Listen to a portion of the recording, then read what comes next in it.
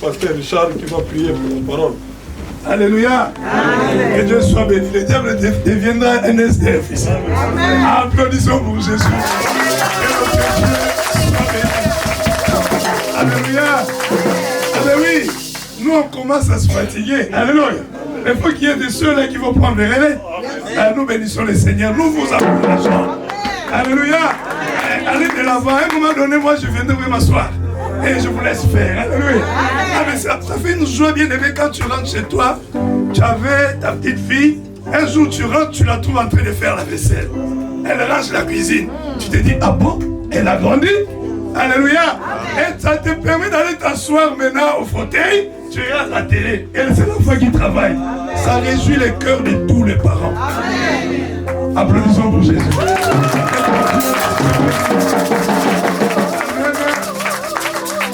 Sans plus tarder, nous allons passer à la parole. Non, non, jamais ne passera. La parole de Dieu jamais ne passera. Non, non, non, non, jamais ne passera. La parole de Dieu jamais ne passera. S'attacher à ce qui passera. Et l'honneur Jésus nous donnera. Non, non, non, non, non, jamais ne passera. Oh, la parole de Dieu jamais ne passera. Non, non, non, non, jamais ne passera.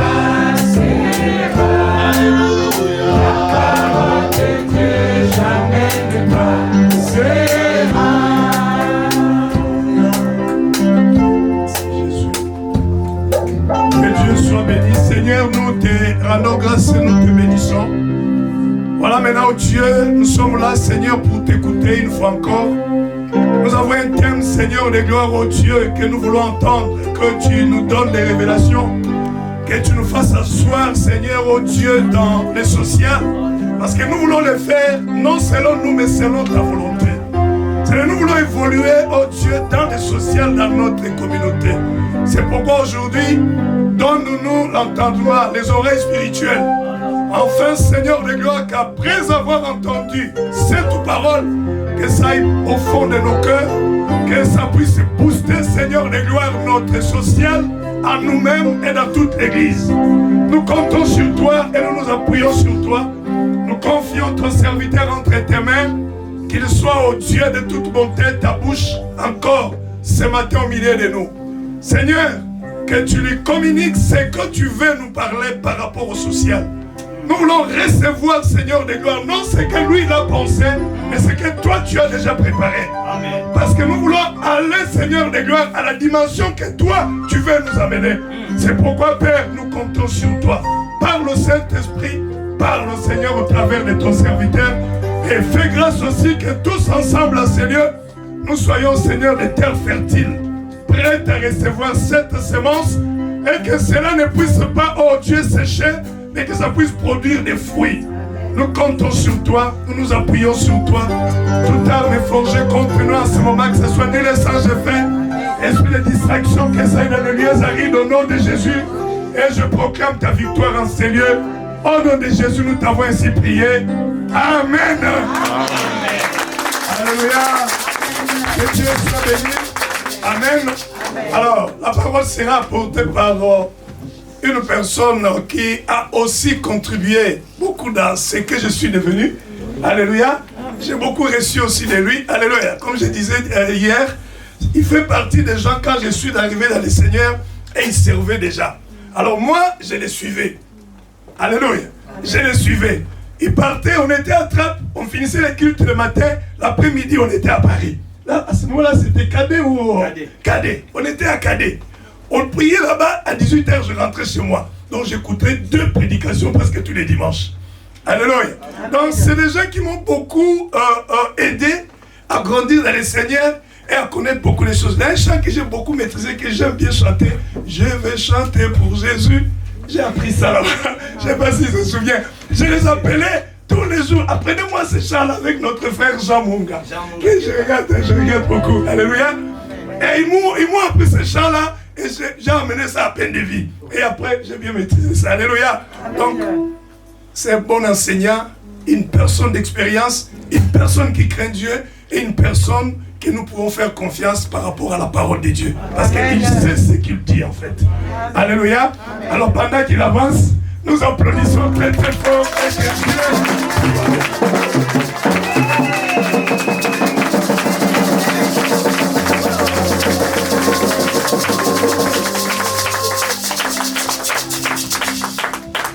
Bonjour. Bonjour. Vous allez bien? Vous pouvez vous asseoir alors. Je m'associe à la prière faite par le pasteur Richard. Il nous respecte tellement, des fois aussi on a même honte.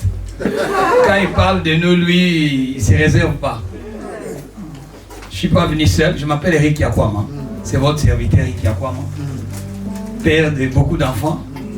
Marié à une femme qui s'appelle Evelyne Yakwama. Voilà, et puis merci pasteur Richard, merci pour toute l'église, merci pour la confiance que vous nous renouvelez ce matin. Si vous êtes là parce que vous nous faites confiance, amen. Mais nous ne sommes que des simples instruments par où Dieu veut passer pour nous faire du bien. C'est vrai, il y a beaucoup de choses à dire sur le social. Comme vous l'avez vu sur le flyer, nous voulons parler du social. On a commencé hier. Je vais essayer parce que c'est notre maladie de résumer, mais quand on résume, on rajoute toujours. Et hier, nous nous sommes basés sur notre verset qui est sur le flyer, 1 Timothée 6, verset 18, là où Paul, qui est l'instrument que Dieu a choisi pour nous parler, Paul nous a recommandé. On a dit que c'est une recommandation, c'est un ordre. Un ordre ne se discute pas, mais s'exécute. Raison pour laquelle, toi et moi, si Dieu a permis que nous soyons là ce matin, ce n'est pas juste pour écouter, mais c'est pour que nous puissions mettre en pratique ce que le Seigneur veut nous communiquer. Et il ne fait rien par hasard. Et on a vu hier, par résumé, que nous sommes délivrés pour servir. Et on a vu aussi que c'est le Seigneur qui est l'auteur, qui est le premier à pratiquer le social. Nous nous sommes référés du livre de Genèse. On est allé dans le livre d'Exode, là où les peuples étaient esclaves.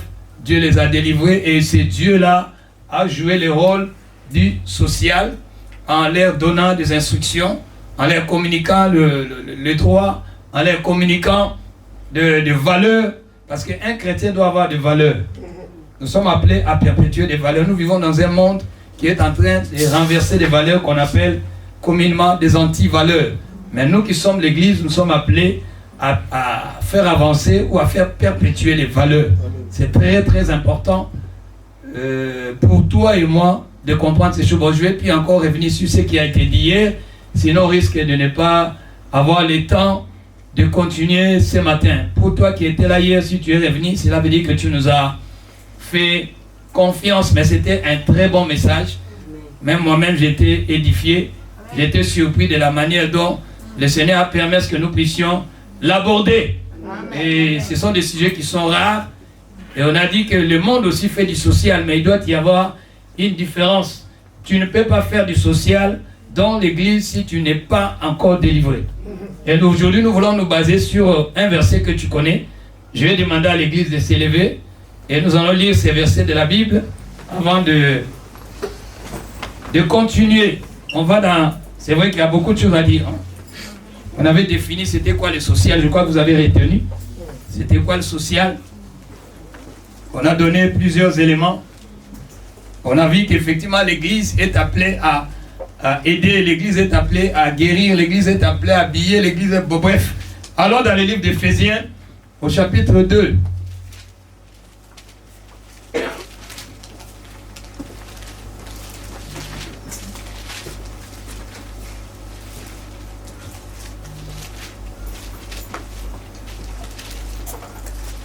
Vous y êtes?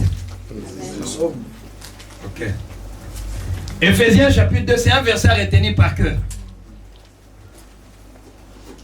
Éphésiens chapitre 2, le verset 10. Je fais la lecture. Car nous sommes son ouvrage, ayant été créés en Jésus-Christ pour de bonnes œuvres que Dieu a préparées d'avance afin que nous les pratiquions. Amen. Amen. Nous prenons place. Hier, quand on a parlé du social, on a mis l'accent sur les œuvres. Et ici, on est en train de nous parler de bonnes œuvres. Et on nous dit ici, s'il faut décortiquer ces versets, nous sommes sa création. En Jésus-Christ, nous sommes son ouvrage. En d'autres termes, c'est lui qui nous a créés. C'est lui qui nous a fait. Mais pourquoi Dieu t'a créé? Pourquoi Dieu m'a créé? Parce que nous parlons du social. Pourquoi Dieu t'a créé? Pourquoi il m'a créé? Il a dit qu'il nous a créés en Jésus-Christ. C'est très important. Il nous a créés en Jésus-Christ. Pourquoi? Pour de bonnes œuvres que lui-même avait déjà préparées d'avance. Donc tu n'es pas le fruit du hasard. Amen. Jérémie, quand il était encore une masse informe et vide, dans Jérémie chapitre 1er, le Seigneur a dit, Jérémie, je te connaissais déjà. Avant que tu sois formé dans le sein maternel, moi je te connaissais déjà. Quand tu étais une masse informe et vide, je t'avais déjà mis à part. Je t'avais consacré pour une mission bien précise. Il ne faudrait pas que tu cherches à t'improviser dans les choses de Dieu. Chacun de nous est destiné à une tâche bien précise. Hier, on a défini les œuvres comme étant des tâches, comme étant des actions, comme étant le travail que chacun de nous doit faire. Donc, comme tu es là, le Seigneur veut que tu fasses quelque chose. Hier, on a insisté en disant que si Dieu a permis que tu viennes dans l'assemblée de la grâce divine, ce n'est pas pour rien. C'est pour faire quelque chose. Tu as une tâche particulière à toi. Tu as une œuvre particulière à toi. Mais ici on nous dit Dieu nous a créés. Et moi, au lieu de dire Dieu a créé, moi je dis Dieu nous a recréés. Parce que c'est important ici, on nous dit, il nous a créés, où nous sommes son ouvrage, en Jésus-Christ. Cela veut dire, comme on avait dit hier, le Seigneur nous délivre spirituellement pour que nous puissions maintenant matériellement être un instrument entre ses mains. Mais pour que tu comprennes, il faut d'abord que tu sois né de nouveau. Ici il dit nous sommes, je le répète encore, c'est très important. Pour qu'il y ait une différence entre ce que font les païens et ce que doivent faire nous qui sommes des enfants de Dieu. Ici on nous dit, car nous sommes son ouvrage, ayant été créé en Jésus-Christ. Alors que dans le livre de Genèse, on ne nous parle pas de la création par rapport à Christ. Et ici, on nous fait comprendre que si toi et moi, nous sommes recréés, en d'autres termes, nous avons reçu maintenant la nature divine. Amen, amen. La Bible dit que celui qui est en Christ, 2 Corinthiens 5, que tu connais le verset 17, là-bas la Bible nous dit que celui qui est en Christ est devenu une nouvelle créature. Les choses anciennes sont passées, voici toutes choses deviennent nouvelles. Quand le Seigneur t'appelle, quand le Seigneur te sauve, quand tu deviens un enfant de Dieu, il faut qu'il y ait la nouveauté dans ta vie. Amen. Tu ne peux plus rester la même personne. Amen. Cela veut dire que le Seigneur met encore des choses nouvelles en toi que toi-même tu ne sais pas, que toi-même tu ne maîtrises pas. Et ce qui est encore formidable ici, il dit qu'il t'a recréé en Christ pour que tu produises de bonnes œuvres. Hier on a fait référence à 2 Timothée chapitre 3, les versets 16 à 17. Là on a vu avec vous que toute écriture est inspirée de Dieu, utile pour nous enseigner, nous corriger, nous convaincre, nous instruire dans la justice, afin que l'homme de Dieu, quand on parle de l'homme de Dieu, c'est avec un grand H, tous les sexes confondus, afin que l'homme de Dieu soit propre à toute bonne œuvre. Mon frère, ma soeur, tu es obligé, tu es contraint à produire de bonnes œuvres. Tu n'as pas le choix, à condition que tu n'écoutes pas la bonne sémence. Mais si tu reçois cette parole qui est incorruptible, cette parole incorruptible a pour objectif de t'amener à produire de bonnes œuvres. Amen. Amen. Amen. Et comme tu es créé en Christ, tu es appelé. Mais le problème encore qui se pose ici, ce ne sont pas des œuvres que toi tu choisis. C'est formidable. Le Seigneur les avait déjà préparées d'avance. Quand toi tu étais inconscient, il avait déjà les informaticiens. Vous voyez, quand nous utilisons l'ordinateur, moi je ne sais pas, je ne connais pas l'informatique, mais quand je viens utiliser l'ordinateur, il y a déjà un programmeur. Il avait déjà programmé des choses dans cet ordinateur. Toi, quand tu arrives, tu cliques seulement sur l'icône et quelque chose apparaît. Mais toi, tu ne connais même pas comment on a fait ça. Mais il y a eu un programmeur. Quelqu'un qui avait déjà tout programmé. Et c'est comme Dieu. Dieu, c'est le programmeur par excellence. Amen. Il a déjà programmé les bonnes œuvres que toi, tu dois produire. Mais quand nous naissons en Christ, bien aimé, ces choses nous sont maintenant accessibles. Nous accédons à ces choses. Raison pour laquelle il ne faudrait pas... Tu sais, quand la jeune sœur chantait, j'ai retenu quelque chose. Elle chantait. Le brisement, ce sont des messages que nous aimons bien. Le brisement, mais quand elle parlait, moi j'ai retenu un mot, l'égoïsme. Que Dieu nous aide. Parce qu'aujourd'hui, l'église actuelle est devenue tellement égoïste. Nous ne pensons qu'à nous. Même nous qui sommes hommes de Dieu, nous ne pensons qu'à nous. Nous ne pensons pas aux autres. Ça, ce n'est pas de Dieu. Je reviens encore, je vais faire une parenthèse et la développer. Au fait, quand le Seigneur a choisi ses peuples, vous verrez que Dieu a pris un homme.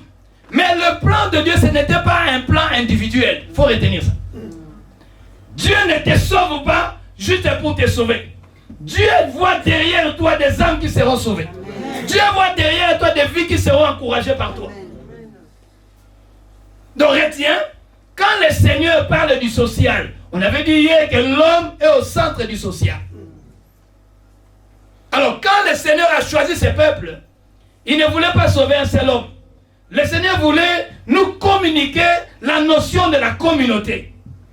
On a dit que le social doit se faire dans la société, dans la communauté. Et quand Dieu sauve, quand le Seigneur voit le social, il voit des individus. Et ça nous amène à comprendre que si réellement tu es recréé en Christ, le Seigneur enlève ce qu'on appelle l'égoïsme. L'égoïsme nous empêche de faire le social. Ça, c'est un grand obstacle au social. Parce que toi, tout est axé sur toi. Tu es comme un enfant qui veut que tout soit, que tous les regards soient fixés sur lui. Mais dans le Seigneur, j'espère que je parle aux gens qui sont dans le Seigneur, qui sont recréés en Christ. Quand on est recréé en Christ, notre regard vis-à-vis des autres change. Nous ne voyons plus les autres comme on les voyait hier. L'égoïsme doit partir. Parce que Christ, quand il est venu sur terre, il n'est pas venu pour lui. Il est venu pour que toi et moi nous soyons sauvés. Il est venu pour que toi et moi nous ayons le pouvoir qu'on n'avait pas hier. Face aux démons, face aux problèmes de la vie. Il y a des gens qui se suicident facilement parce qu'on l'a licencié. Parce qu'il a connu le divorce. Mais toi et moi, nous avons un plus que le monde n'a pas. On peut connaître les mêmes problèmes avec eux, mais nous tenons. Et ces gens-là ne comprennent pas. Ils disent, mais comment vous faites? Mais pourquoi tu arrives à tenir? Parce que Christ a fait quelque chose. Lui-même, il s'est privé pour que toi, tu deviennes riche. Il a dit, il s'est appauvri pour que toi et moi, nous devenions des riches. Alors, comprends maintenant que quand nous parlons du social, il faut maintenant te sortir. Toi, tu n'es plus au centre du social. Comme j'avais dit hier par rapport aux États-Unis, les Américains sont fiers quand ils gagnent, ils brandissent leur drapeau. Parce qu'on leur avait déjà inculqué que c'est à vous de ramener quelque chose en Amérique. Ce n'est pas à l'Amérique de vous donner quelque chose. Et dans l'église ne vont pas être des assistés, mais c'est à nous d'assister les autres. Alors comprends déjà que le Seigneur ne voyait pas un homme, j'insiste, mais il voyait tout un peuple. Le plan du social, c'est pour le peuple. Ce n'est pas pour un homme. Donc comprends déjà que tu as une responsabilité de fait d'être là. Alors ici on nous dit que nous devons produire de bonnes œuvres que Dieu avait déjà préparées d'avance. Mais quelles sont ces bonnes œuvres? Ce sont des actions que toi et moi... Hier, je suivais encore. C'est pour ça que j'aime participer au culte. Le modérateur était en train de parler de quelque chose. Parce que sur le social, comme je dis, il y a beaucoup de choses à dire. Il essaie de me contenir. Pour dire l'essentiel. Les œuvres que toi et moi nous devons produire. Quand nous avons dans le livre de Romains, par exemple, au chapitre 12, Quand tu lis à partir du verset 8, le Seigneur est en train maintenant de parler de dons ou de talents que chacun de nous a reçus. C'est pour cela que nous devons connaître et savoir en quoi nous sommes appelés à faire. C'est très important. Ça va éviter la jalousie au milieu de nous. Tu ne seras pas jaloux de ce que l'autre fait. Tu vas comprendre que ça lui a été donné du ciel. Il ne s'improvise pas et toi aussi ne t'improvises pas. Ce n'est pas parce que l'autre prêche que toi aussi tu dois prêcher. Non. Ce n'est pas parce que l'autre est modèle que toi aussi tu dois modérer. Au départ, j'aime toujours le dire et je le dirai toujours. Au départ, nous sommes tous des généralistes. Amen. Ma force de s'approcher du Seigneur, le Seigneur maintenant est en train de peaufiner. Il affine. Il est en train maintenant de te spécialiser dans un domaine bien précis. Amen. Et si tu es appelé dans ce domaine-là, les gens vont seulement approuver. Amen.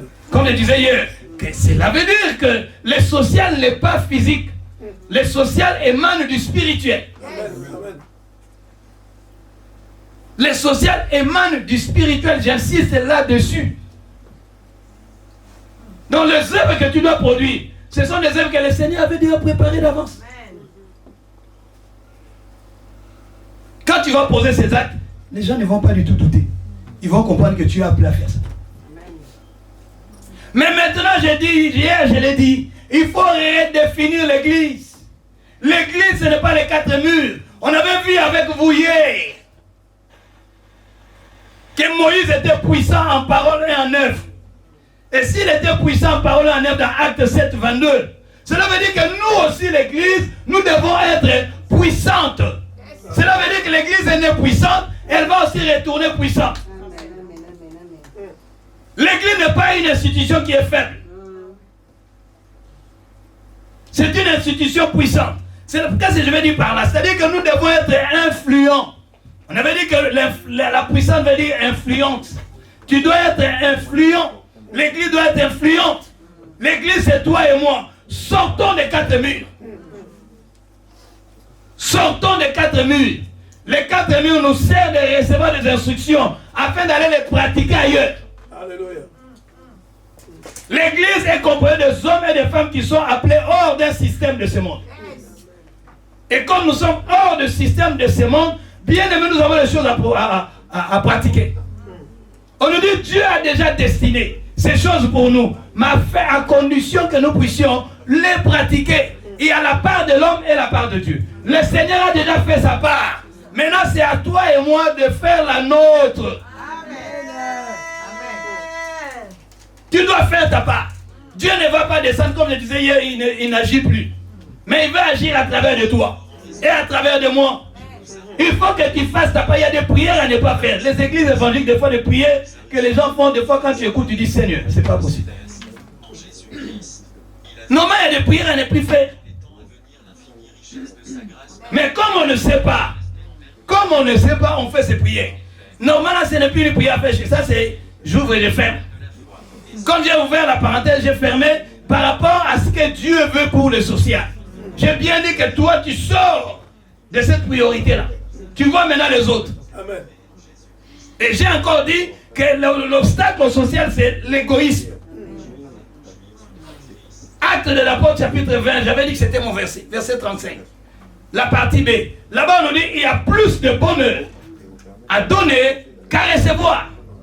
Il faut sortir de cet aspect-là, de chercher toujours à recevoir. Il faudrait que maintenant que toi, tu comprennes que je dois aussi donner.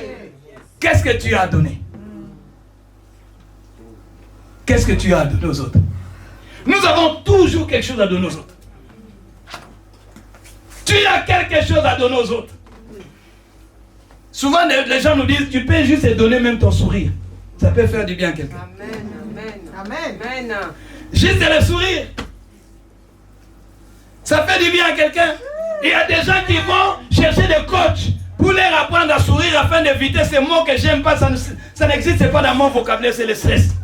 Ça, ce n'est pas mon vocabulaire. Amen. Et je peux te démontrer ça dans la Bible. Ce n'est pas mon vocabulaire. Le jour que vous m'entendez parler de je suis stressé, il faut m'amener rapidement aux urgences spirituelles. Ça dit que ça ne va pas. Pourquoi? Parce que je me base sur Philippiens 4, le verset 6 à 8. Là-bas, on dit, ne vous inquiétez de rien, mais en toutes choses, faites connaître vos besoins à Dieu par des prières, des supplications, des actions de grâce. Et la paix de Dieu, qui surpasse toute intelligence, gardera vos cœurs et vos pensées en Jésus. Il y a des gens qui font des AVC parce que leurs cœurs ne sont pas gardés en Christ. Ils n'ont pas la paix du cœur. Quand tu n'as pas la paix du cœur, ça provoque les AVC. Je suis venu te communiquer un remède contre l'AVC. Les problèmes seront toujours... Bon, je ferme ça, sinon on risque de ne pas dire ce qu'on est venu dire. Et c'est important. C'est important. Il y a des termes que nous utilisons, moi je ne les utilise pas. Les paroles ont de l'impact. Il faut savoir ce que tu dis et ce que tu ne dois pas dire. En tant qu'église. Alors je reviens pour dire qu'il y a plus de bonheur à donner qu'à recevoir. Dans le social, il y a la notion de donner. Tu es content d'être là, on te dit, oh t'es beau, hein? T'es belle. Oh là là, t'es courageux, tu parles bien et tout. Mais tu sais, pour qu'on te dise que tu parles bien, que tu es beau, t'es belle, il a fallu que quelqu'un donne sa semence. Il fallait que ta maman accepte même de prendre du poids pour que toi tu sois ce que tu es devenu. Hier, cette maman ne voulait pas. Elle était mince, comme on dit quand je l'ai connue. On dit qu'elle était mince. Hein? Et... à force maintenant de faire la maternité, ça y est, on prend du poids. Mais il a fallu qu'elle accepte de perdre cette taille-là, mannequin, pour que toi tu sois maintenant commence à te compter. Oh, t'es belle. Oh, t'es belle. Mais il y a une maman qui s'est sacrifiée pour que toi tu viennes.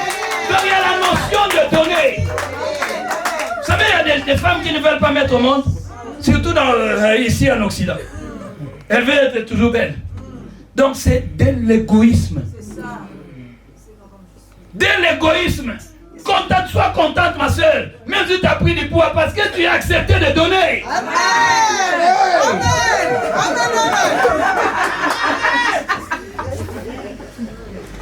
Il y a des parents qui se sacrifient. Moi, je me rappelle de nos parents en Afrique. Ils disaient que mes enfants, je suis en train de serrer la ceinture pour que vous allez aux études. Nous serrons la ceinture. Vous voyez, un parent digne de ce nom doit se donner pour que ses enfants réussissent. Amen. Amen. Il y a cette notion de donner. Quand nous voulons faire du social dans une église, ne dis pas moi, on ne s'occupe pas de moi, moi que j'étais. Non! Commence maintenant à changer ton logiciel. Ton logiciel là est archaïque. Tu dois mettre ton logiciel à jour. Amen. Amen. Ah oui, il faut faire la mise à jour. Toi tu as le logiciel archaïque là, non, c'est dépassé, c'est démodé. Il faut mettre le logiciel à jour. Tu peux avoir le logiciel, mais tu n'arrives pas du tout à l'utiliser. On va t'écrire que non, c'est ancien, il faut la mise à jour. Il faut faire la mise à jour. Nous, on a un ordinateur à la maison, MacBook. Mais les enfants m'ont dit, mais papa, ça fonctionne plus. Je dis, mais comment ça? Ils ont dit, non, maintenant, ça réclame la mise à jour. Et on a mis ça de côté. L'église doit être mise à jour. L'église a oublié l'essentiel. Ce qui a fait la force de l'église primitive, entre autres, c'est le social. Les hommes s'oubliaient. Les gens venaient avec leurs biens, ils déposaient aux pieds des apôtres. Est-ce que nous pouvons encore vivre ces choses? C'est possible parce que Dieu n'a pas changé, il est le même hier, aujourd'hui, éternellement. Il n'a pas changé. C'est nous qui changeons, mais Dieu ne change pas. Ces principes restent les mêmes. Si nous mettons ces principes en place, nous verrons les résultats. Hier, j'ai dit, il ne faut pas s'attarder aux résultats. Il faut s'attarder aux causes. Les mêmes, comment on dit encore ça? Les mêmes causes produisent les mêmes effets. Les mêmes causes. Les gens qui nous ont précédés ont pratiqué seulement la parole que nous sommes en train de lire. Et ils ont vu les résultats escomptés. Dans l'église, bien mes frères et sœurs, nous voulons, hier je disais tout à l'heure, hier, quand les frères étaient en train de parler, c'était un homme qui a marqué ma vie dans la Bible. Un homme qui répond au nom de Corneille. C'était un centenaire romain.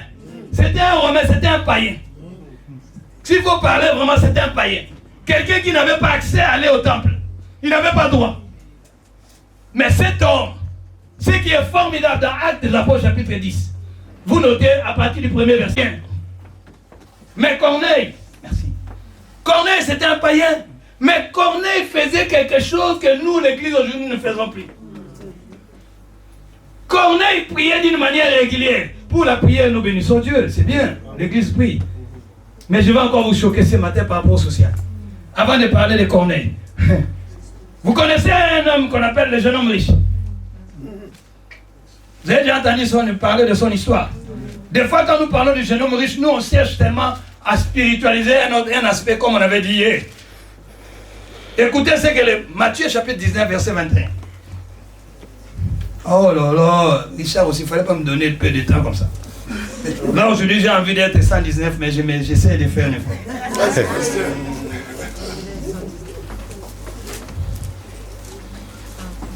Matthieu 19, verset 21 nous dit ceci. Jésus lui dit, si tu veux être parfait, va vendre ce que tu possèdes. Donne-le aux pauvres. Et tu auras un trésor dans le ciel. Puis viens et suis-moi.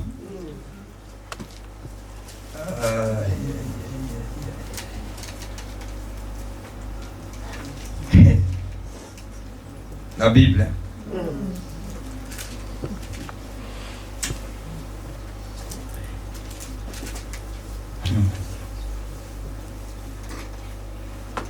Quand on lit l'histoire de ce jeune homme, il s'est présenté, parce que nous parlons de donner. Et nous parlons que ce n'est pas nous qui devons être au centre, mais c'est l'autre. Ce jeune homme riche, il aborde le Seigneur Jésus-Christ pour lui dire, maître, bon maître, que dois-je faire pour hériter le ciel? Il a dit, tu dois observer les 10 commandements. Dans cette église, il y a des gens qui observent la parole. Je n'en disconviens pas. Mais je vais t'amener encore dans une autre dimension. Amen. Ce jeune homme, normalement, si c'était dans nos églises, il serait ancien, il serait diacre, il serait ceci, cela. Il allait occuper des responsabilités. Parce qu'il a dit, j'ai observé les 10 commandements depuis l'école de dimanche. Il a été à l'école de dimanche. Donc il connaît toutes ces choses-là. Si c'était toi et moi, nous serons bloqués. Mais heureusement, le Seigneur sonde le cœur et les reins. Et il rend à chacun selon ses œuvres. Dieu ne se trompe pas.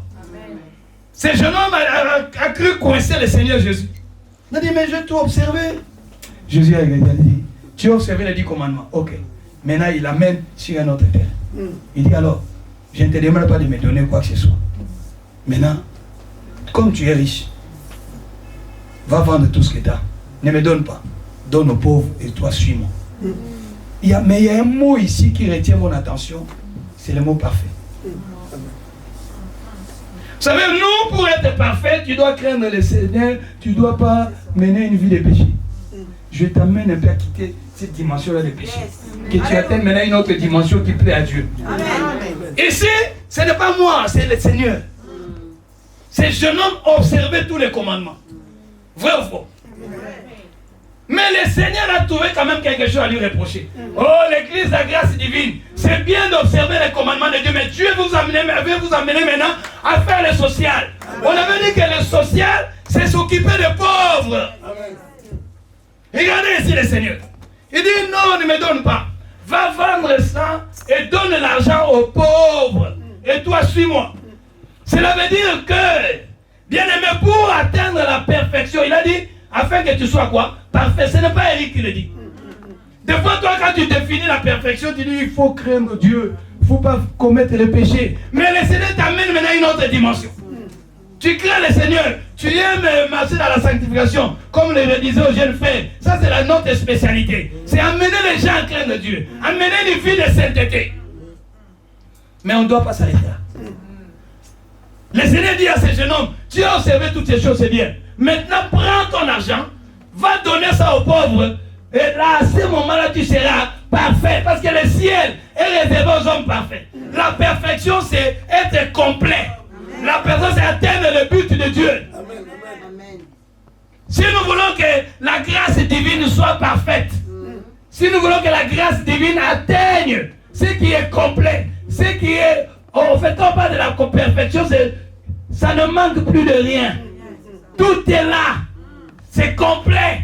Mais pour que la grâce divine atteindre la perfection, bien-aimés, nous devons passer aux pauvres. Alléluia. Amen. Il dit pour que tu sois parfait. Ça, c'est une autre dimension de Dieu. Tu dois penser aux pauvres. Penses-tu aux pauvres? Ou bien toi, tu te dis, oh moi c'est bon, Dieu m'a béni. Dieu, moi je suis bien. Non, pense aux pauvres. Parce que dans le livre de Matthieu, chapitre 25, quand tu lis tous les chapitres 25, le Seigneur est en train de dire quelque chose d'important. Quand tu lis chapitre 25, ça nous amène toujours au trésor. Bien-aimés frères et sœurs, nous devons investir dans un trésor. Là où la ruine et la terre ne peuvent pas du tout détruire. Mais nous, aujourd'hui, nous avons des trésors terrestres. Les trésors terrestres vont rester, seront ruinés. Vous savez, les trésors, c'est un arsenal dans lequel on met des choses de valeur. Les choses de valeur. Et ce qui a du prix aux yeux de Dieu. Quand nous aidons aussi les pauvres, la Bible dit qu'il prête aux pauvres, prête à Dieu. Pas prêter, qui donne aux pauvres, prête à Dieu. Qui a déjà vu Jésus ici? Mais Jésus, on continue à les voir. Nous ne l'avons jamais vu, mais nous continuons à les voir. Et dans le Matthieu 25, il dit ce jour-là, il va séparer les brebis des boucs. Les brebis seront à sa droite. La droite, c'est synonyme de la majesté de Dieu. Amen. Il a dit les boucs seront à ma gauche. Et je leur dirai que rentrez, vous les brebis. Pourquoi? Parce que les brebis ont vu le Seigneur malade. Amen. J'ai dit il, pour ne pas dire la brebis. Au pluriel, là, je parle de chrétiens maintenant. Ils sont allés. Les brebis ont dit, mais pourquoi tu nous dis que tu as été malade? Nous sommes allés te voir à l'hôpital. Pourquoi tu nous dis que tu avais faim? On t'a donné à manger. Pourquoi tu nous dis que tu étais nu? On t'a vêtu. Mais quand ça, Seigneur? On a dit, oh, vous ne savez pas. Les jours où vous l'avez fait un des petits dans le monde, vous l'avez fait à moi. Les Seigneurs, tu ne les verras pas. On les voit à travers les gens qui souffrent. Alors, la grâce divine, nous devons nous tourner vers les gens qui souffrent. Il a dit, ce jour-là, j'étais malade, tu n'es pas venu me voir. J'avais faim, tu ne m'as pas donné à manger. En fait, nous sommes en train d'éradiquer ce qu'on appelle l'égoïsme. L'égoïsme est en train de prendre des ampleurs énormes, surtout avec la situation actuelle. Les choses ne font qu'augmenter, les prix augmentent. Quand tu rentres dans les centres commerciaux, toi-même tu te dis, waouh, où allons-nous? Mais j'aime Dieu. Même la Bible dit ce qui est impossible aux hommes est possible à Dieu. Amen. Pendant que les autres vont pleurer, Dieu va faire la différence. Amen. Pour ceux qui lui appartiennent. N'aie pas peur. C'est normal, il n'y a rien de nouveau. Et c'est pour la première fois que les prix augmentent. Il n'y a rien de nouveau sous le soleil. Alléluia. Mais le Seigneur veut maintenant que la grâce divine voie les choses autrement. Amen. Il a été malade. Moi, je me rappelle quand nous sommes convertis, nous, on allait même dans des prisons prêcher l'évangile. Nous, on prêchait l'évangile en prison. Nous, on a marqué des malades dans les hôpitaux. On n'était même pas recommandés par l'église. Comme on était des zélés de Jésus, on n'a pas été recommandés. Mais si alors aujourd'hui la grâce divine comprend pourquoi on parle du social, bien aimé, parce que le Seigneur veut que les choses changent. Dieu veut que vous soyez parfaits. Mais vous ne serez pas parfaits parce que vous priez, parce que vous craignez Dieu. Mais le Seigneur veut amener une autre dimension. Le livre de 2 Corinthiens chapitre 8. Quand il est à partir du verset 5 jusqu'au verset 7, je vais encore lire. C'est important que nous puissions comprendre ces choses, que ce que je suis en train de dire, ont pour base la Bible. Et c'est très important, nous voulons relever la dimension de la spiritualité, de la grâce divine et de l'église pour vous qui nous suivez en direct ou qui vous nous suivez en différé, que nous puissions comprendre, bien aimés frères, c'est que nous serons surpris. Le Seigneur va vous nous dire qu'il ne nous connaît pas parce que nous n'avons pas du tout tourné les regards vers ceux qui souffrent. Nous connaissons l'histoire du bon samaritain. Les bons samaritains, c'était des pasteurs, des lévites, des sacrificateurs qui sont passés. Ils ne sont pas venus au secours du bon samaritain. Mais c'était un samaritain. Quand on dit le bon samaritain, Si on met cela veut dire que les Samaritains à la base étaient mauvais. Quelqu'un de mauvais, mais il est allé secourir un homme qui est agonissant. Et combien de fois nous arrive de ne pas du tout nous occuper des gens qui souffrent. Oh non, moi je vais à l'église. Ah non, je dois être là. Ah, je dois être là. Mais tu es en train d'oublier ce qui est prioritaire pour Dieu. Amen. Et dans 2 Corinthiens 8, le Seigneur veut que l'église excelle. Exceller veut dire aller de l'avant. Exceller veut dire progresser. 2 Corinthiens chapitre 8, le verset 5. Écoutez, c'est la Bible.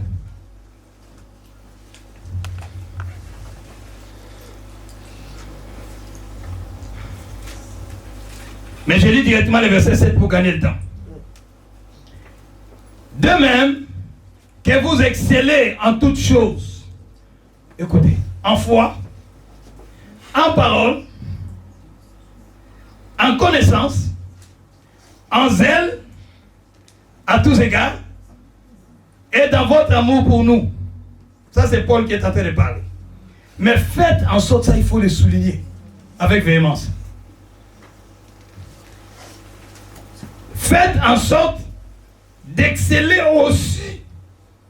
Non, faites en sorte d'exceller aussi dans cette œuvre de bienfaisance. Très important. Paul est en train de louer l'église. Il loue.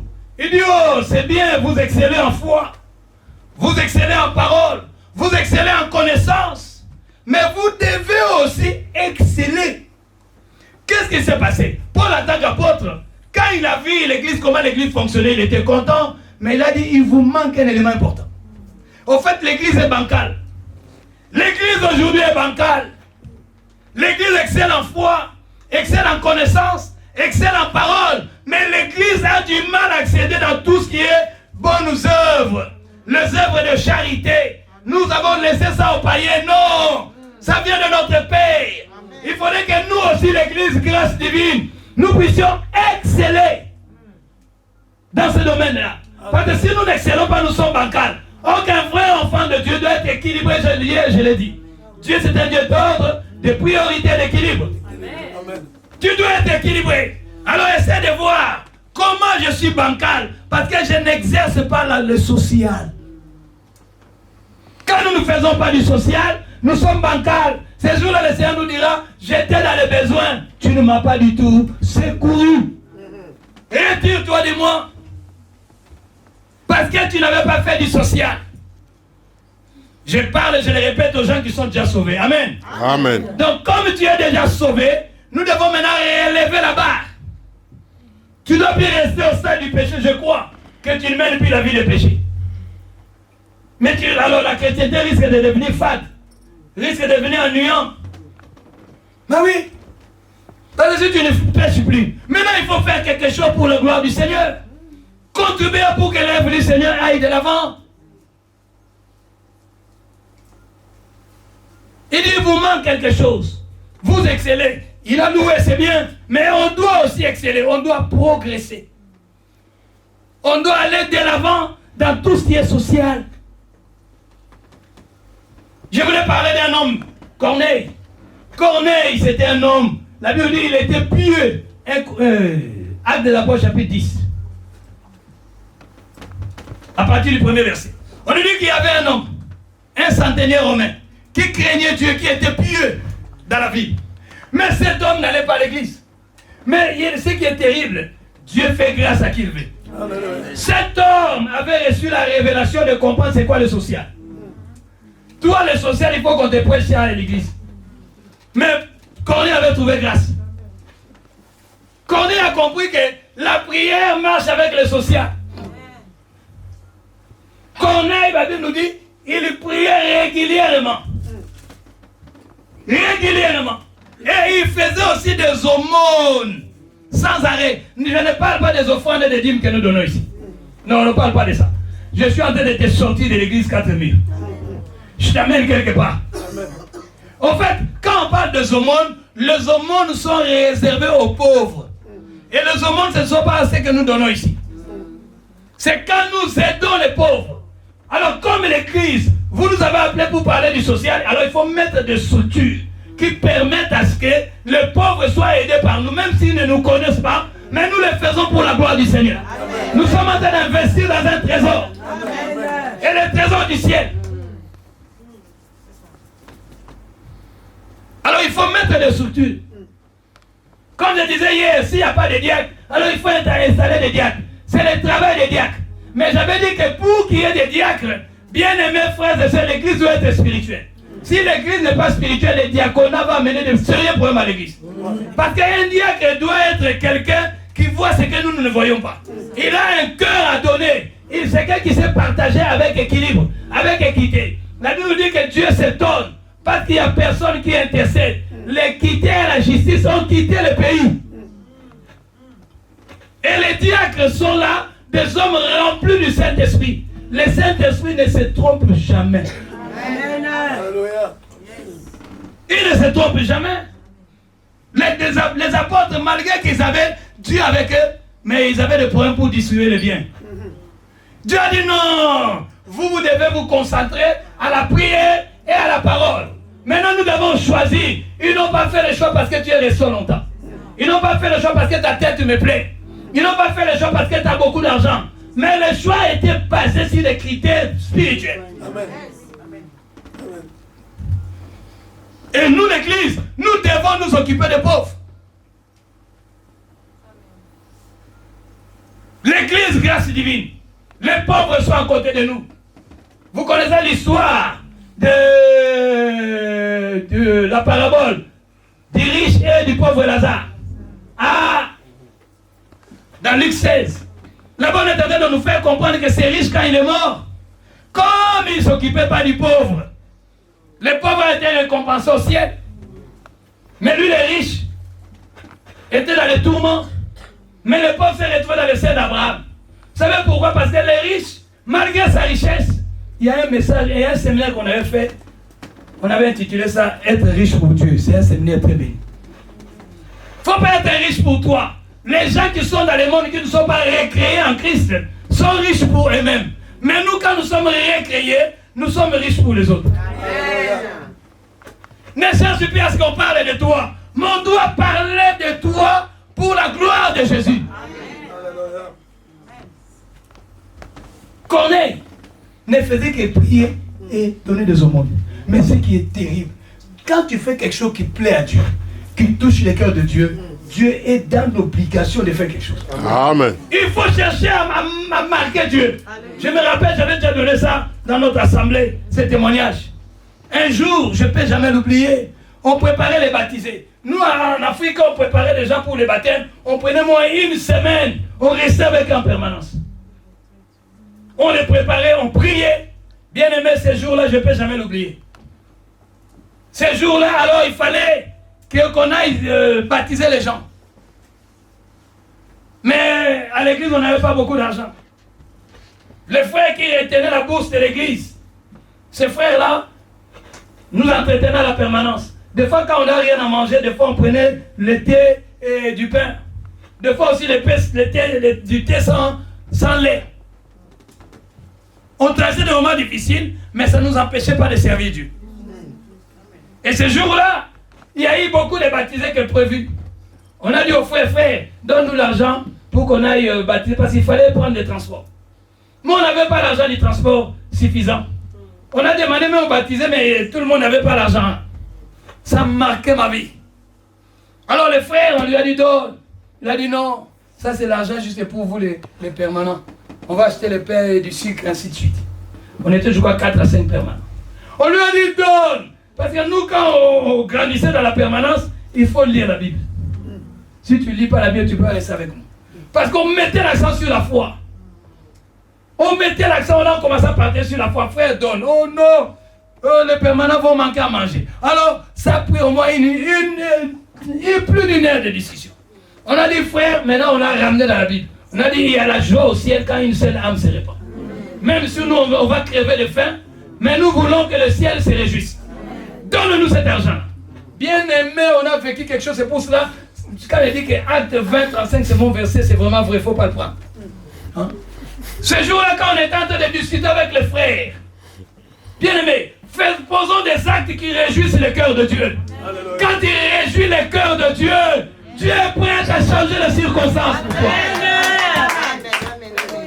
Il faut connaître qu'est-ce qui fait plaisir à Dieu. Il faut connaître ça. Quand je prêche, j'aime, au fait, t'amener à voir les choses comme moi. Je crée quelque chose dans ton cœur. Je suscite quelque chose dans ton cœur. Ce jour-là, pendant qu'on est en train de discuter, bien aimé, la Bible, il faut la vivre. Il ne faudrait pas qu'on te lise la Bible. Toi-même, tu dois expérimenter la parole de Dieu. Cette parole est véridique, elle est vraie. Elle est vraie, elle est vraie, elle est vraie. Pendant qu'on est en train de discuter avec les frères, on a dit au frère, donne-nous, lui, il refusait, bien aimé. Dieu avait disposé un homme. Cet homme-là n'habitait pas notre commune. Il ne priait pas avec nous. Il priait dans une autre commune. Ah, j'aime Dieu.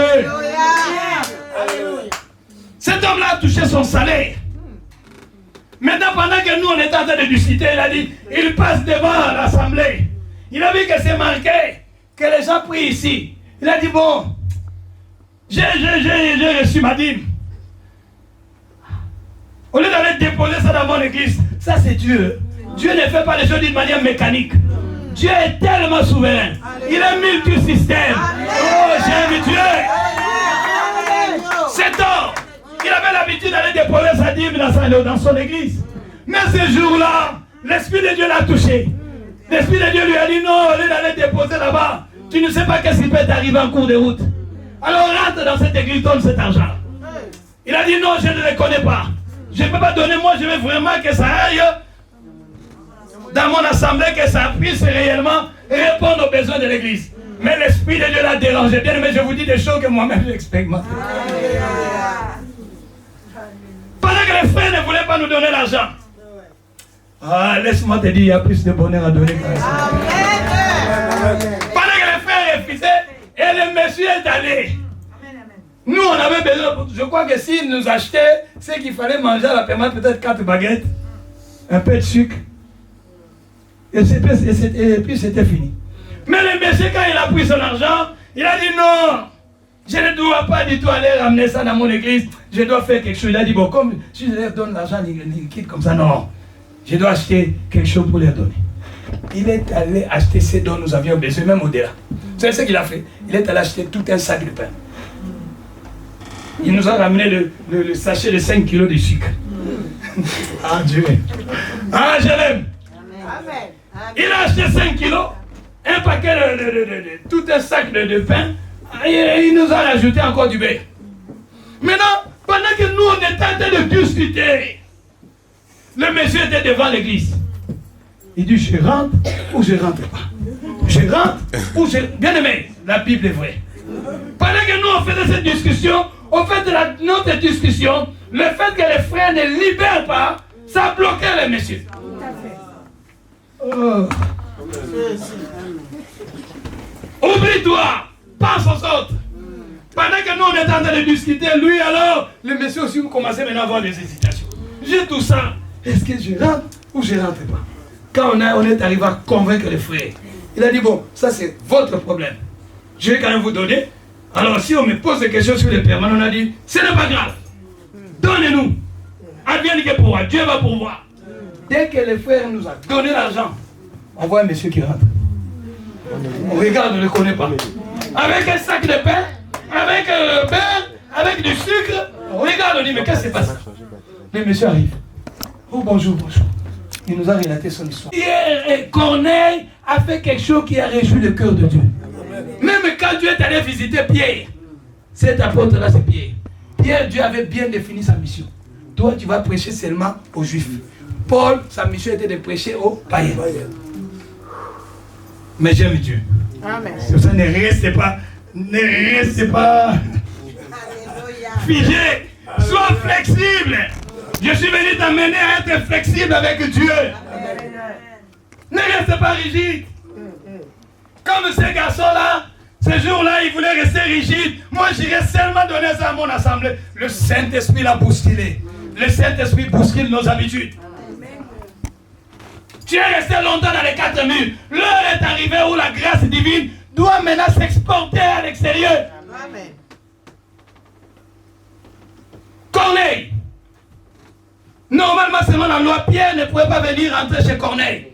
La preuve est que quand il a reçu la vision, il a dit, je n'ai jamais quelque chose d'impur. Je n'ai jamais mangé quelque chose d'impur. Ok, il ne savait pas. Quand il parlait de l'impur, c'était Corneille qui était impur. Mais Dieu a dit, ne déclare pas impur, c'est que moi, Dieu, j'ai déclaré pur. Amen. Parce que le Seigneur avait le plan de sauver Corneille, non seulement Corneille, et toute sa famille, et ses amis qui étaient venus chez lui. Amen. Tu vois les aumônes, ce que ça peut produire. Amen. Donnes-tu le monde? Fais-tu le monde? Grâce divine, Dieu nous amène dans cette dimension. Nous craignons Dieu, nous le bénissons. Nous aimons la parole, oh, nous bénissons Dieu. Mais il faut maintenant exceller dans d'autres domaines. Amen. Les domaines du social. Il faut exceller dans ça. Ça bénit l'église.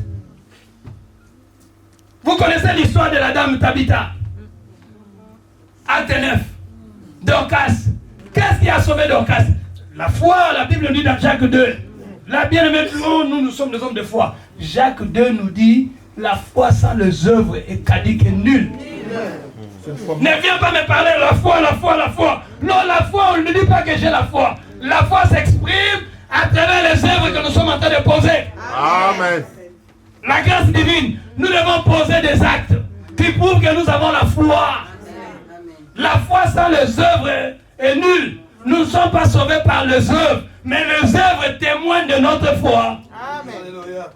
Je le répète, nous ne sommes pas sauvés par les œuvres, mais la foi sans les œuvres est nulle. Les œuvres que nous posons témoignent que nous avons la foi. Amen. Donc, Tabitha, ce n'était pas un prédicateur. Aujourd'hui, nous cherchons toujours tous à être là devant. Comme je disais aux jeunes, c'est une lourde responsabilité. Nous serons sévèrement jugés. Nous, on fouillait la chair parce qu'on savait que c'était une condamnation. Tu ne savais pas, ici, là, la chair ici, le pupitre, c'est un endroit de la vie ou de la mort. Si tu n'es pas appelé à ça, ne monte pas, je t'en prie. Je ne te fais pas peur. Parce qu'aujourd'hui, les gens viennent de venir passer pour avoir des convents. Pour être connus, pour s'imposer. Non! Nous sommes récréés. Nous ne sommes plus selon la chanson, nous ne sommes plus orgueilleux. Nous sommes des humbles. Vous savez, les ministres sont des prisonniers de Dieu, sont des esclaves. Quand il dit Acte 4, verset 11, on nous dit que le Seigneur les a pris, il les a amenés en prison. Quand il les a amenés en prison, là-bas, il est en train de leur communiquer qu'un serviteur doit être humble. Un serviteur ne doit pas chercher ses intérêts. Un serviteur ne doit pas chercher l'argent. Un serviteur ne doit pas faire quelqu'un. Un serviteur ne doit pas. Il leur parle en secret. Alors après, maintenant, il les a libérés pour l'église. Il dit quand il libère ce genre de serviteurs, ils sont des dons. Et les dons, il faut les préserver. Ce qui est cher est rare. Les vrais serviteurs sont rares. Qui ont été dans les conseils de Dieu.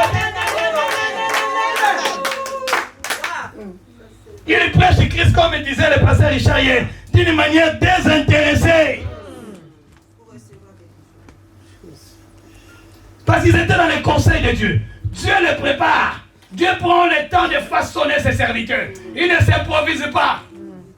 Dieu, quand il va sortir du voir, Moïse était un homme, on a lu avec vous hier.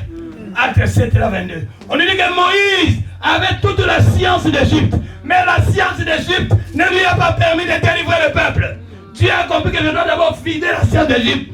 Lui donner maintenant ma science à moi. Ma science c'est par la foi. Ma science c'est par l'humilité. Dieu a ramené Moïse 40 ans dans le désert. Il était en train de le vider. Oh, vous me poussez à beaucoup parler.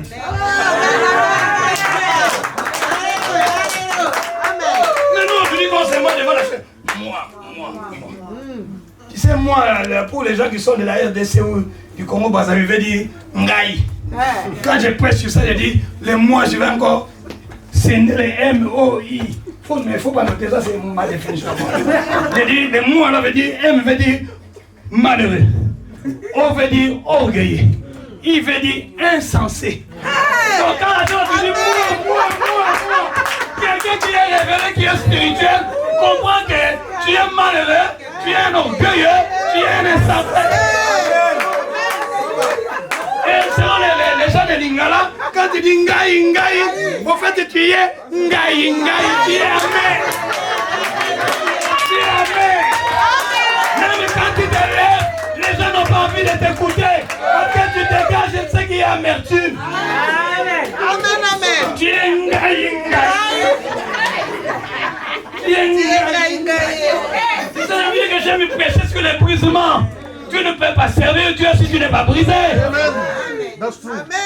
Ah oui. Ah oui. C'est ça. On n'a pas besoin de toi. Jean-Baptiste prêchait. Jean-Baptiste avait des disciples. Mais quand il a vu Jésus venir, il a dit oh, voici l'agneau de Dieu qui ôte le péché du monde. Ne me suivez plus, suivez-les. Et moi je diminue et que lui croisse. Amen. Comment tu vas faire du social toi avec les ngaï-ngaï? Tu es aigre. Voilà les mots. Tu es aigre. Ngaï-ngaï. Moi.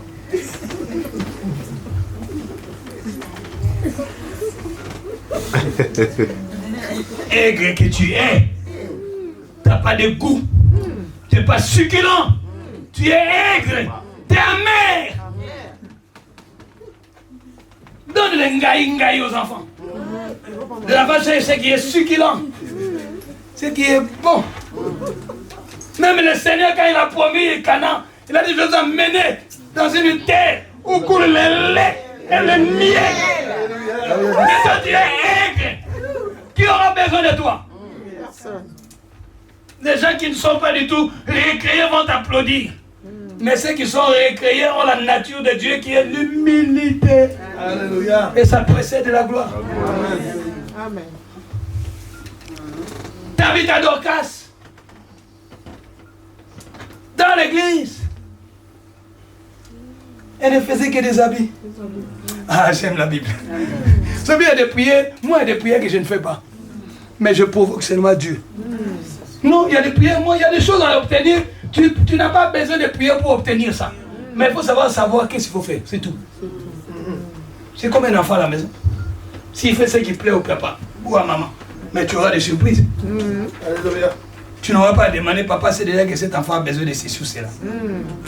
Tabitha Dorcas ne faisait que d'habits dans l'église. Vous savez, il y a des travaux que nous négligeons à l'église. Peut-être nous croyons que la bénédiction vient parce que moi je me lève ici pour prêcher. Il y a une sœur qu'on ne connaît pas à l'église. C'est elle qui détient toute la bénédiction de l'église. Amen. Elle fait des choses qui plaisent à Dieu. Tabitha Dorcas, elle ne faisait que des habits. Et elle est morte. Et Dieu a permis à ce que Pierre passe par là. Quand Pierre est passé, bien-aimé, laisse-le. Il ne faudrait pas que tu sois à l'église et que nous puissions dire ah, c'est un bon débat. Est-ce que vous comprenez mon langage? Amen. Non! Tu dois être utile. Amen. Il ne faudrait pas que quand tu parles, dire hey! Comme disait un pasteur qu'il aille chez le voisin. Parce que ta présence dans l'église, donc, oh là, c'est un poison. C'est un poison. Quand l'église ne marche pas, on sait déjà qui a pour vous provoquer ça. On ne peut pas parler de toi dans les bonnes œuvres. Toi, on parle seulement quand les gens. Hey! On sait déjà. Oh, ces frères, ce sont. On n'a même pas besoin d'aller prier pour ça. On sait déjà que si on vérifie, c'est toi. Et tu deviens maintenant un poids pour nous. On commence à prier, Seigneur. Envoie-les chez les voisins. Peut-être les voisins vont les chez.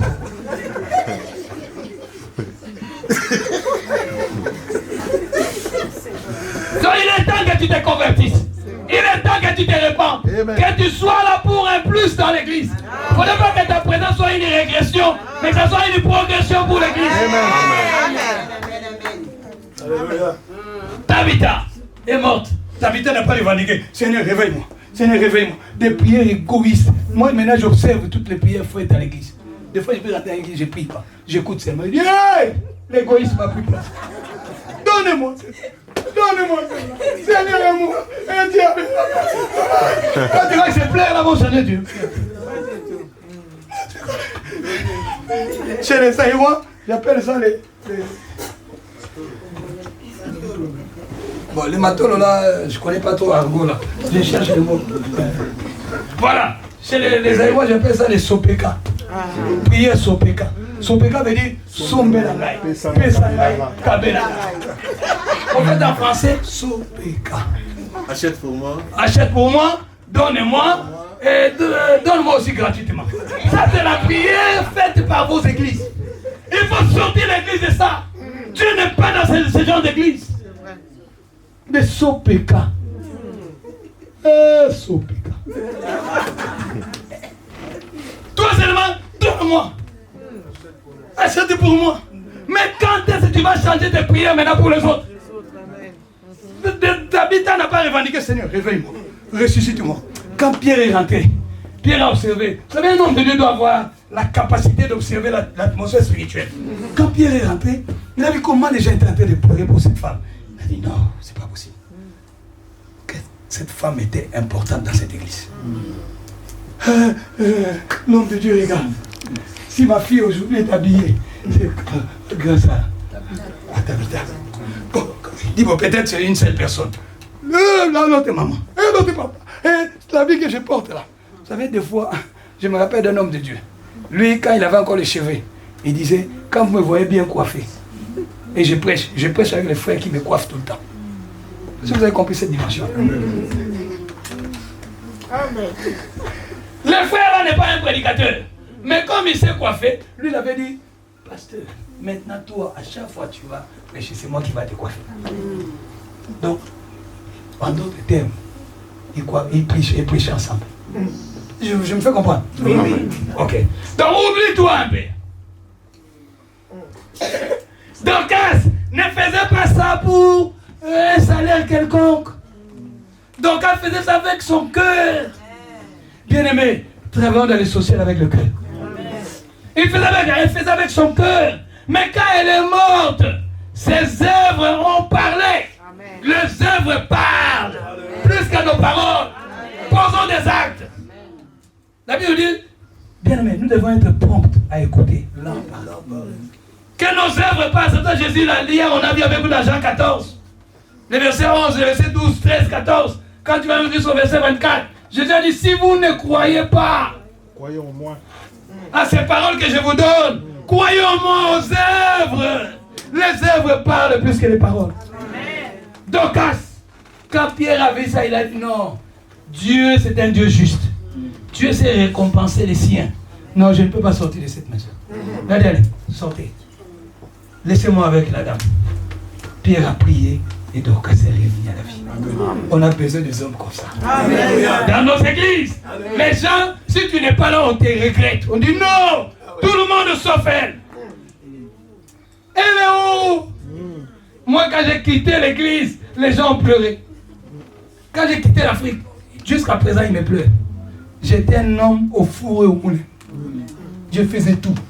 Je vous dis, tout, c'est tout. Donc quand je voyageais, les gens ont pleuré, même les enfants. Moi, j'étais passé à l'école de dimanche. Les enfants ont pleuré. Est-ce que là-bas, tu vas abandonner Jésus? Je leur ai dit, priez seulement pour moi. Nous, on est arrivés en Europe, on avait une vingtaine d'années. Hein. Donc, pour dire que, bien aimé frère, tu dois être utile. Amen. Ta présence doit amener l'église à exceller.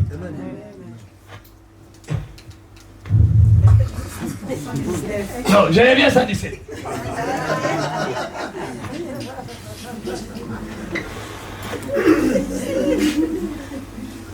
Faut pas m'appeler 117. Moi, j'ai fait un effort pour devenir 117. Donc, c'est ça. Nous avons besoin de Dorcas. Et maintenant, dans Romains 8, parce que je peux parler comme ça si vous me laissez parler. Même jusqu'à 16h, je peux vous tenir. Fruit le naturel, ça revient au galop. Vous comprenez ça? Ok. Alors, dans Romains 8, on nous dit qu'il y a des gens qui ont les dons. Je vais prier pour ces gens-là. Mais ici, je précise bien, je ne suis pas venu prier pour reçois les dons tels esprit. Non, je précise par rapport au social. Si nous avons ces gens-là dans l'église, ce sont eux qui vont booster le social de l'église. Disons Romains 8. C'est comme je vais prier pour que vous puissiez comprendre, on prie pourquoi. Des fois, on fait des prières générales là qui n'ont pas d'impact. Dans Romains 8, on nous parle de dons. Mais je ne vais pas parler de dons. Bon, comprenez un peu mon langage. Tout est spirituel, mais comprends, je précise. Les dons qui sont dans la pratique. Comme nous parlons du social. Je me fais comprendre. Amen. Parce que là, vous n'avez pas de diacre ici. Comme je me suis renseigné, vous n'avez pas de diacre. Donc, on ne peut même pas parler du diaconage. Mais il y a des gens qui aspirent déjà à ça. Mais il vous faut un enseignement sur ça. Ok? Amen. Ah! Vous savez, Jésus dans son ministère, quand il lit Luc, je crois, chapitre 8, on nous parle que Jésus était entouré de femmes de distinction. Vous avez dit, l'église fonctionne avec des différents dons. Il faudrait que chaque don soit à sa place. C'est comme le corps humain. Quand la mère travaille, elle ne fait aucun effort. Elle fait ce à quoi elle est appelée à faire. Elle ne fait rien d'extraordinaire. Je fais comprendre. Amen. C'est pour ça que quand quelqu'un a compris qu'il est un don, tu ne vas pas t'enorgueillir. Parce que tu es à place. C'est comme une main qui fait son travail. Comme je suis en train de parler là, la bouche ne fait aucun effort. L'ordre est donné par les cerveaux. La bouche ne va pas s'inventer. Non, moi, non. Tu n'es pas plus important que la main. Si nous comprenons ces choses, le social va être boosté dans notre église. Romains 12, verset 8. 8, verset 8. 12, verset 8. 12, verset 8. Bon, vous voyez là-bas, on nous parle de différentes capacités ou de différents dons. Mais nous allons mettre l'accent sur un don et puis je prie et puis je dépose le micro. Ok? Que c'est lui. Vous êtes au verset 8? Amen. Quand tu vas au verset 7, on nous parle de ministère, on nous parle d'exhortation, ainsi de suite. Quelqu'un qui est appelé à enseigner, qui s'attache à son enseignement. Mais au verset 8, on nous dit que c'est lui qui donne les faces avec libéralité. Que c'est lui qui préside les faces avec zèle. Que c'est lui qui pratique la miséricorde les fasse avec joie. Vous voyez ça? Donc en fait, il ne faudrait pas que toi, tu puisses nous faire du chantage à l'église. Non. Dieu t'a amené ici, c'est pour toi. Amen. Et les gens, hier j'ai prié ici, je ne sais pas si la fille là est là. Je suis allé prier pour une seule personne, vous n'avez pas vu. Ouais, elle est là. Elle est là. Elle a ce cœur-là à donner. Il y a des gens ici qui ont ce cœur-là. Au fait, tu es appelé. Vous savez, ce n'est pas donné à tout le monde. Nous sommes appelés parce que nous sommes recréés en Jésus. Nous sommes obligés de donner. Mais il y a des gens qui ont ces dons-là de donner. Ils ont ces dons de donner.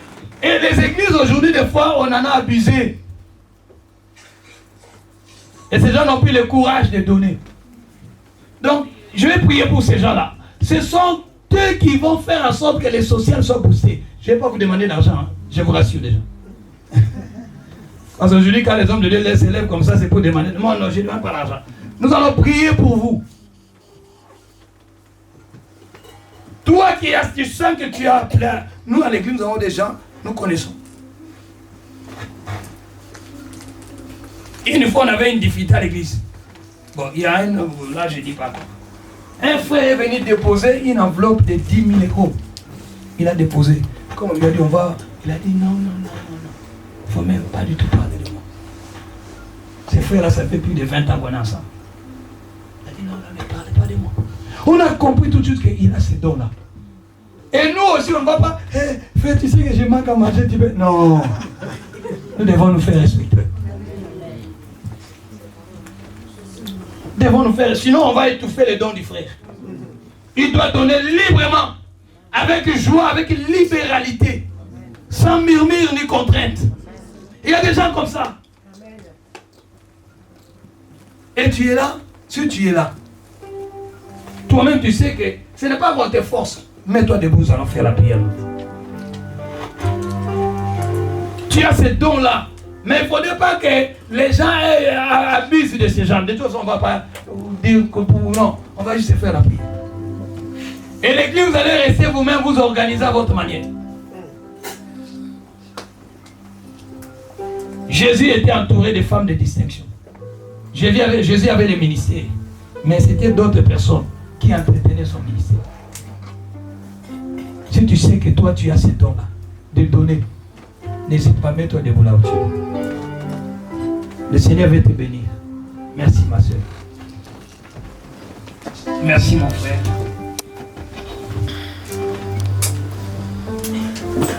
Dieu peut passer par vous. Ce n'est pas que vous avez beaucoup d'argent. Non, ce n'est pas ça. On ne donne pas parce qu'on a beaucoup d'argent. Mais on donne, c'est dangereux. Posez l'attention. Il y a quelque chose qui s'est passé là-bas. Attention.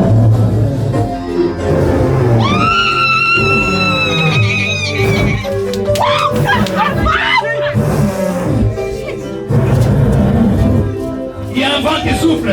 Recevez ce vent.